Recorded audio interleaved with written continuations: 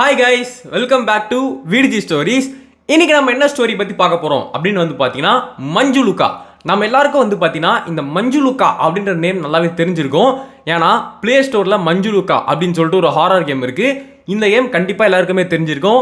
இது ஒரு Indian game. அதாவது எனக்கு தெரிஞ்ச வரைக்கும் இதுதான் ஃபஸ்ட்டு இந்தியன் ஹாரர் கேம் நினைக்கிறேன்.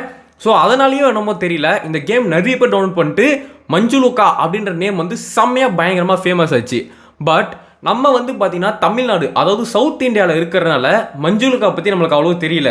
பட் இதுவே நம்ம நார்த் இந்தியாவில் பிறந்திருந்தா மஞ்சுளுக்கான்ற பேரை கேட்டாலே பயந்துருப்போம். ஏன்னு பார்த்தீங்கன்னா நம்மளுக்கு எப்படி காஞ்சனா அப்படின்ற பேர் ரொம்ப தமிழ்நாட்டிலலாம் ஃபேமஸாக இருக்கும்.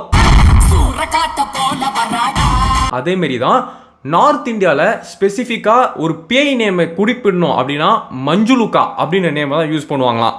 ஏன் எதுக்கு அப்படின்றத பார்க்கலாம். ஏன்னா மஞ்சுளுக்கான்ற கேமில் பார்த்தீங்கன்னா ஒரு காமெடியான கட்சின்னு இருக்கும். நம்ம அந்த மஞ்சுளுக்கா வீட்டு வாசலில் யூரின் போக போய் மாட்டிப்போம். பட் ரியாலிட்டியில் மஞ்சுளுக்காக்கு ஒரு ஸ்டோரி வச்சுருக்காங்க. இப்போவே சொல்கிறேன், இது எர்பன் லெஜண்ட் ஸ்டோரி. அதாவது நம்மளுக்கு எப்படி காஞ்சனான்னு ஒரு கட்டுக்கதை இருக்கோ அந்த மாதிரி நார்த் இந்தியாவில் மஞ்சுளுக்கா அப்படின்னு சொல்லி ஒரு கட்டுக்கதை இருக்குது. இது என்ன கட்டுக்கதை? நம்ம எப்படி காஞ்சனான்னு ஒரு படம் எடுத்தோமோ அதேமாரி இவங்களும் மஞ்சுளுக்கா ரிட்டர்ன்ஸ் மஞ்சுளுக்கா அப்படின்னு சொல்லிட்டு நிறைய படங்கள் மஞ்சுளுக்கான்ற டைட்டில் பேஸ் பண்ணி எடுத்திருக்காங்க. ஓகே கைஸ், மறக்காம இந்த வீடியோக்கு இப்போ ஒரு லைக் பண்ணுங்கள், ஷேர் பண்ணுங்கள், சேனலை சப்ஸ்கிரைப் பண்ணுங்கள். இன்றைக்கி நம்ம பார்க்க போகிற story the true story of Manjulika. வாங்க வீடியோக்குள்ளே போகலாம்.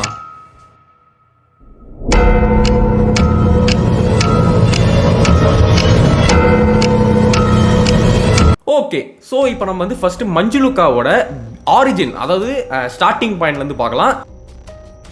இந்த ஸ்டோரி எப்போ ஸ்டார்ட் ஆகுது அப்படின்னு பார்த்தீங்கன்னா நீங்கள் நினைக்கிற மாதிரி 2010 இல்லை 2000 கிடையாது. இந்த கட்டுக்கதை இருக்குல்ல, இது எப்போத்துலேருந்து பேசிகிட்டு இருக்காங்கன்னா ராஜா காலத்துலேருந்து பேசிகிட்டு இருக்காங்களாம். என்னடா சொல்கிறதானே கேட்குறீங்க? ஆமாம், நம்மளாம் காஞ்சனா ரீசெண்டாக தான் பேச ஆரம்பித்தோம்.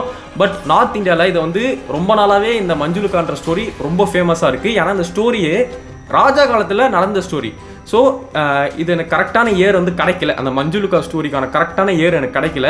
பட் ராஜா காலத்தில் நடந்த இன்சிடென்ட். ஸோ இப்போ நீங்கள் ராஜா காலத்துக்கு ட்ராவல் பண்ணுங்கள், ஓகேவா? இப்போ நம்ம ராஜா காலத்தில் இருக்கோம்.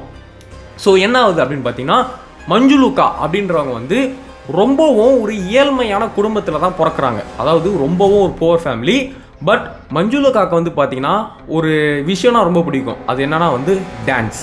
அவங்க பார்த்தீங்கன்னா பயங்கரமாக டான்ஸ் ஆடுவாங்க. அவங்க டான்ஸை பார்க்கறதுக்கே அப்படியே பார்த்தீங்கன்னா கண்ணுலாம் அப்படியே ஒரு அந்த டான்ஸை பார்த்தாலே கண்ணுக்கு ஒரு குளிர்ச்சியாக இருக்குமா. அந்த அளவுக்கு அவங்க டான்ஸ் அப்படின்ற இதுக்கு பேர் போனவங்க. எப்படி சந்திரமுகியில் டான்ஸ் ஆடுவாங்களே அதே மாதிரி தான். அதனால தான் நீங்கள் மஞ்சுளுக்கா கேமில் கூட பார்த்துருக்கலாம், மஞ்சுளுக்கா கொலுசு சத்தம் கேட்கும். அது எதுக்குன்னா மஞ்சுளுக்கா ஃபேமஸ் ஆனதே அந்த கொலுசு போட்டு டான்ஸ் ஆடுறதுக்கு தான். அவங்க டான்ஸ் ஆடும்போது அந்த கொலுசு சத்தம் பார்த்தீங்களா, அதுவே ஒரு இசை மாதிரி இருக்குமா.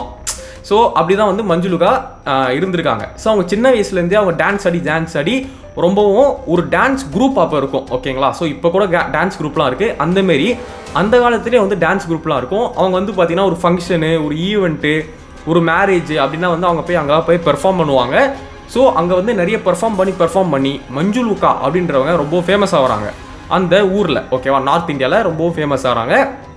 ஸோ அதுக்கடுத்து பார்த்தீங்கன்னா அவங்க டான்ஸ் குரூப் இருக்குல்ல, அதில் ஒரு பையன் இருந்திருக்கான்.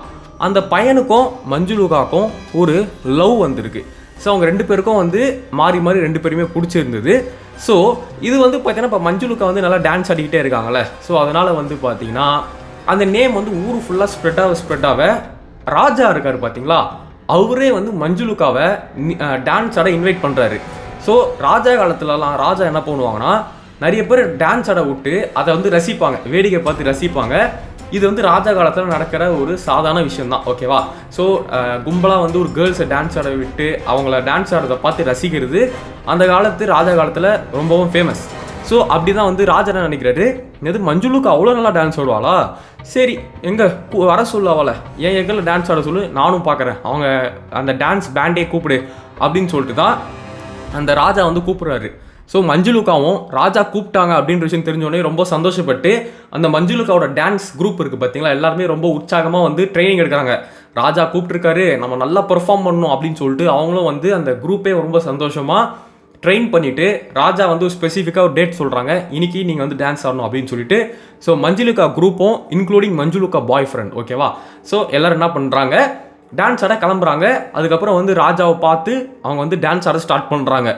அந்த ராஜாக்கு என்னன்னு தெரியல, மஞ்சுளுக்கா டான்ஸ் ஆடும்போது அப்போவே மஞ்சுளுக்காவை ரொம்பவுமே பிடிச்சி போயிடுது. ஸோ அந்த ராஜா என்ன சொல்கிறாரு, ஆஹா இந்த மாதிரி டான்ஸை நான் பார்த்ததே இல்லை அப்படின்னு சொல்லிட்டு ராஜாவுக்கு வந்து நிறைய பர்சனல் அசிஸ்டண்ட்லாம் இருப்பாங்களே. ஸோ அவங்கக்கிட்ட ராஜா என்ன சொல்கிறாருன்னா, எனக்கு இந்த மஞ்சுளுக்கான்ற பொண்ணை ரொம்ப பிடிச்சிருக்கு, எனக்கு அவளை பிடிச்சிருக்குன்ற விஷயத்த அவர்கிட்ட சொல்லு, அவள் வந்து எனக்கு கல்யாணம் பண்ணிப்பாளா கேளு. அதாவது அந்த ராஜா கல்யாண ரேஞ்சுக்கே போயிட்டாரு. ஏன்னா அவருக்கு மஞ்சுளுக்காவை அவ்வளோ பிடிச்சி போயிடுச்சான். பட் மஞ்சுளுக்கா வந்து அதே டான்ஸ் குரூப்பில் இருக்க ஒரு பையனை லவ் பண்ணிக்கிட்டு இருந்தாங்க.